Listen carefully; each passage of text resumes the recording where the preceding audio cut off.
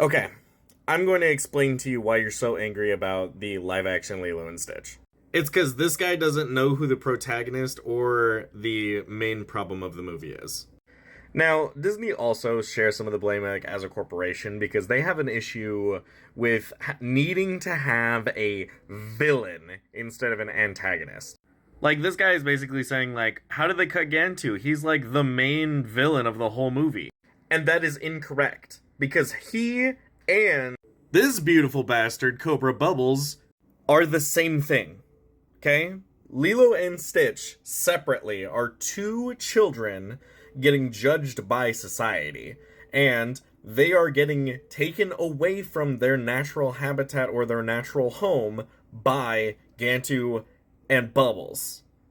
But that's still not the reason for the movie. This is the main protagonist of the movie. Both movies. And her problem is twofold. One, she doesn't understand Ohana. And two, she has a societal pressure to not accept Stitch. Okay? How the fuck can I say that she doesn't understand Ohana? Well, Nani hears that Lilo is lonely and thinks, I think I can solve this with a pet. Now, like every bad relationship, if you ever hear the phrase, I think a kid could fix this, it ends just the same, okay? So they go to the adoption agency, they sign and dot and pay for Stitch, adopting him into the family, and then she rejects him the whole movie, okay?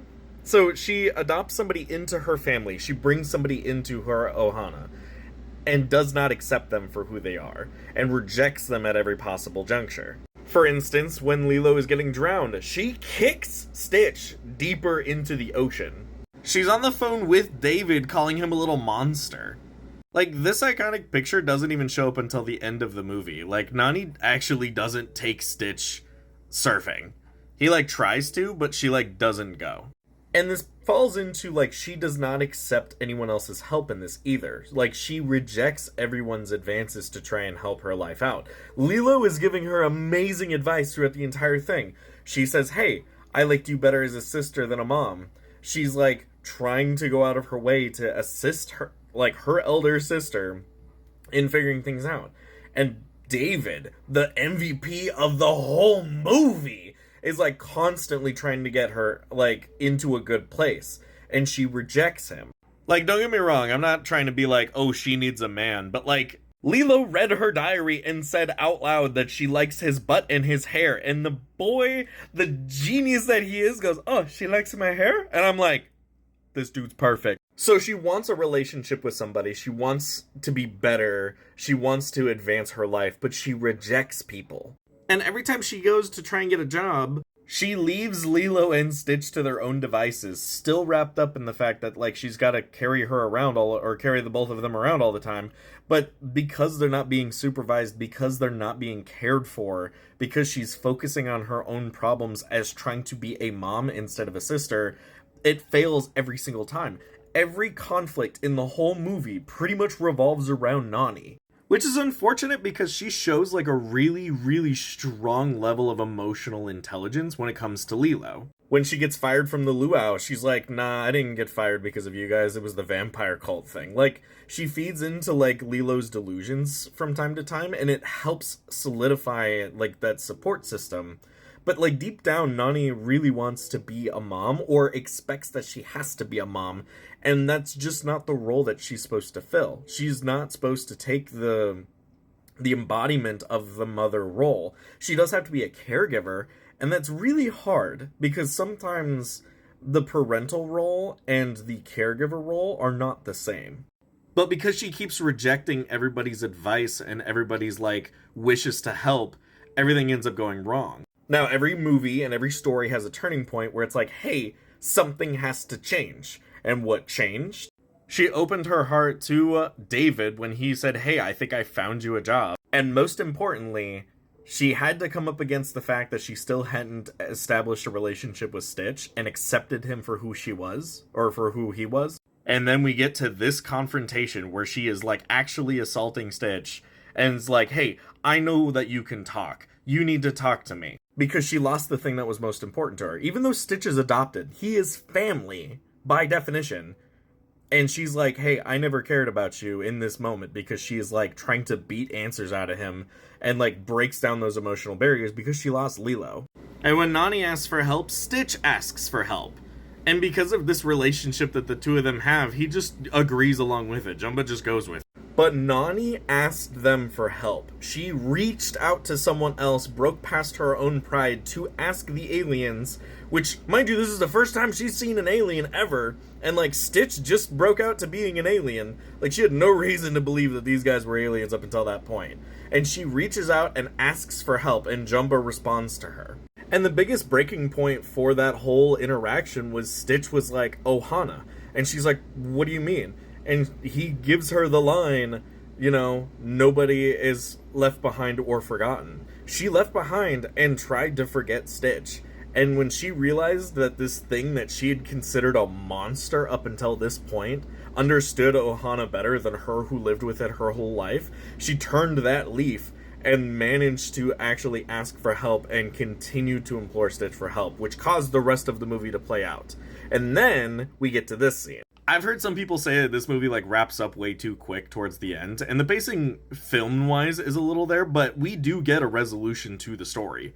David got Nani a job, and Stitch is a model citizen because he was allowed to be loved because of Nani. That the councilwoman got to see that there was good, which, even though she was disgusted with him in the beginning, was willing to give him a chance. And thus the movie was allowed to end because Cobra Bubbles needed two things. He needed Stitch to be a model citizen, which he eventually became because he was given a chance, and Nani got a job. But most importantly, Nani got to understand what Ohana was. It was the main nail in the whole movie. And for as much as every character was banging on that drum... Now, there's one thing that I haven't covered, and that's the, like, villain of the story, and why Gantu and Bubbles are kind of the same person, but they're kind of foils of each other. Gantu kind of represents the societal, like, breaking apart and, like, the punishment of, like, not taking care of a child properly. So you could make the argument that Jumba raised Stitch to be a monster, and thus the system, the CPS system, has to come down hard on him, and that they basically have to take Stitch and put him somewhere else. Think of it like juvie or something else like that, like a corrections thing. They wanted to leave him on a desert planet, and the only reason that Earth didn't work is because it had mosquitoes. But this is the thing. Gantu is seen as the bad guy, but that's only because he is kind of an unempathetical version of what that system is trying to accomplish, because it's trying to be better for everybody, but he takes it too personally and doesn't end up getting there. Cobra Bubbles takes a fucking book to the face, Nani dents his goddamn car, and calls him a stupid head, and he spends the whole movie trying to give her the benefit of the doubt and trying to do everything, when he sees nothing but red flags everywhere. Like, he does not do anything at the end of the movie except for check boxes of, I came, saw something awful, and by the time I left, everything was better. And as far as, like, the live action goes, Jumba got done dirty simply because he's kind of just the low-hanging fruit for, like, who could be the big bad of the whole thing. Which, you know, the guy's a scientist. He just wants to do something and see what happens. He legitimately is a scientist. He claims to be this evil genius, and, like, you know, there's some things that are just wrong that he says because of the show and everything, like the show that that follows the movie. But, like, honestly, there's nothing evil about him other than he kind of fuck arounds and finds out professionally. And he's honest with Stitch. Like, he's not trying to sugarcoat anything. He doesn't pretend to be his dad or anything. Even though he created him, he still treats him as family by the end of the movie. But, like, during the whole movie, he's doing this reconnaissance on him. Like, he's trying to find him, but only because it will release him and get him out of jail. But he spends most of the movie genuinely taking notes and trying to understand his creation. My dude's not a bad guy. He's just a scientist. Flat out.